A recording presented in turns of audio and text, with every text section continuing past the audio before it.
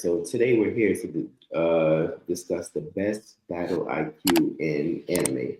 And before we get into that, a brief synopsis about how we got here. Common theme: Quan versus Rue. Right. So, you guys see it. It happens every time we're on the camera together. But we were talking, and you made the statement, which I think is a very bold statement, that Edward from Full Metal Alchemist Brotherhood, right, has top tier, one of the best battle IQs in anime. I refuted that notion. Today we are here to each give our three top IQ people from anime. We're going to go through the gauntlet. Everyone's going to name their three, do a quick summary, and then we're going to decide at the end who has the worst list. We might even be courteous enough to say who has the best list. But that's think about that. That's the basis. Edward, Full Metal. That's so, with that being said, I can even start if you want, unless someone is burning to go, I can start. Rule. Okay. So my three, same person I mentioned last time. I know it's going to sound cliche, but I'm going to go Itachi, right? I just think the way he uses his moves, he's like the Kyrie Irving of the Naruto verse, right? The way he uses his moves, he just uses them to full capability better than anybody else. He understands. I'm not saying that everyone else doesn't understand, but he understands every jutsu has a weakness, but he's very good at deducing how to attack that weakness, right? So Itachi right off the rip. This one, don't be fooled by how things ended, but I'm gonna go Gojo because of the situation that Gojo was in to even withstand and put the pressure on Sukuna that he did against Maharaja, against Gito or whatever. Gito.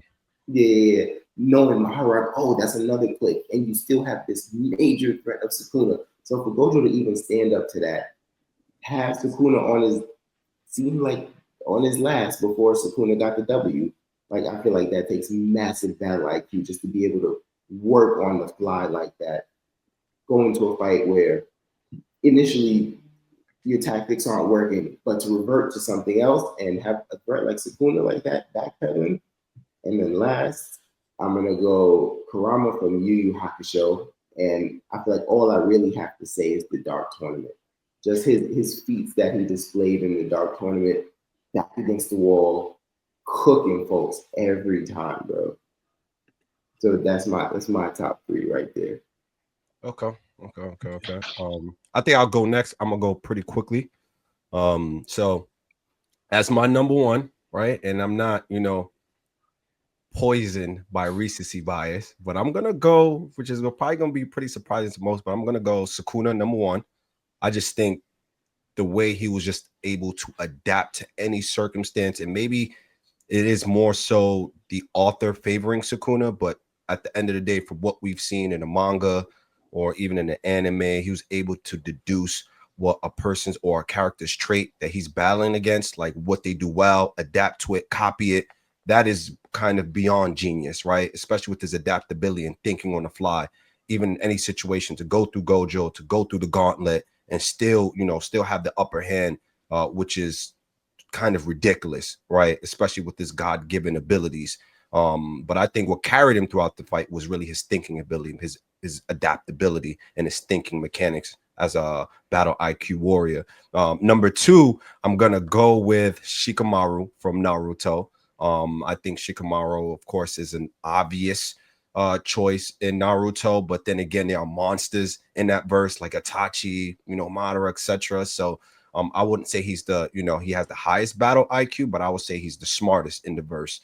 Just being able to kind of adapt in situations, especially he's not really that strong, but I'm going to also give him some credit for prep time, and being able to adjust as the battle kind of prolong, right, or go on. The third option I'm going to go with, it was a tough one, right, because this verse can kind of just be a little OP in a sense, but I'm gonna go Kisuke from Bleach. And the reason why is because he is a scientist at heart, but we've seen how he's able to, figure out situations, and I think the only person kind of who got the upper hand on him at one particular point in time was probably Aizen, and that's only because of Aizen's ability, right? His Zanpakuto. But outside of that, it seems like, Kisuke always is one step ahead, right? He even led to, Aizen's defeat ultimately, and we've seen time and time again how he kind of, maneuvers or make adjustments from the shadows or even in battle, especially in the 1,000 Year Blood War arc, which we're going to see with his release of his Bankai. So I'm going to be excited for that. Yeah, definitely tune in. Bleach, 1,000 Year Blood War arc for sure. And then, of course, I got some honorable mentions, but I'm not even going to mention that here. So next. Quan, you can go. Nah, go ahead. You want me to go? All right. Yeah. Okay, I'll go. I don't got them in no specific order of Okay, like 1, that's 2, fine. and 3. But first off the bat, I'm going Eren Yeager. I gotta take my guy. The battle IQs, and I'm putting in from the sense of season 1 when they had the belt straps for the ODM gear and his was broken, and he figured out how to use the broken gear. And then when he first transformed and he learned how to box in it, he instantly boxed in someone who's been training in their form for a long time, and then he ends up using her move on her later on in another battle, and then all the fights with Reiner, like everything. Then the Marley arc, where his battle IQ was going off the charts, where he was figuring out, okay, the Warhammer is not actually in the neck, it's under the stage. Figures that out, pulls her out, then figures out when Galliard comes on and slices at him that she's Galliard swipes the ice thing, and he peeps, okay, my teeth might not be able to break it, but I see he can, and he, like, his deductive reasoning in all of season 4, like I gotta put Eren in there for his battle IQ. Number 2, I'm gonna actually counter your argument from Bleach, and I'm gonna put Aizen in there. Only because, for one, I'm putting Aizen in there because for a sense of battle IQ, he was always 10 steps ahead of everybody, it seemed like. Even when Kisuke comes in and like they trap him up and they seal him, I feel like he kind of let that happen. Because one thing about Aizen, he understood the Hogyo Q better than the person that created it.